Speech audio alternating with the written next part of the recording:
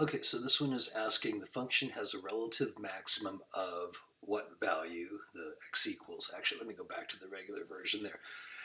The function has a relative maximum of this value at x equals that value. So a relative maximum and a relative minimum, those are, another word that they use instead of relative is local. So it's the area where there's a max or a min on some given intervals, kind of a high point or a low point.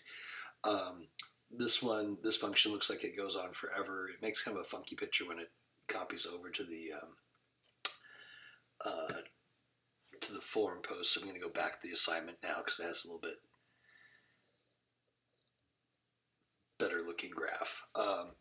So it has, this one would have a maximum right here of -1. So the value, that what's the high point, it's at -1, and then it's at x equals 0.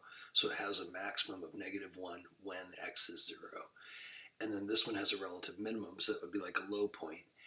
And it has, the value of it is -7, so it has -7 is the relative min at x equals 6. So when it says what is the minimum, that's a y value, so that's the -7, and then where is it at x equals, that's the 6.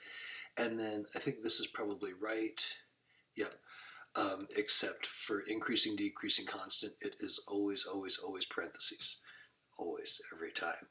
And the reason is at these turning points here, the slope is actually 0.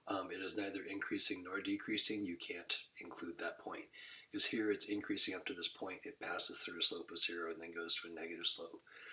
So always, always parentheses on those.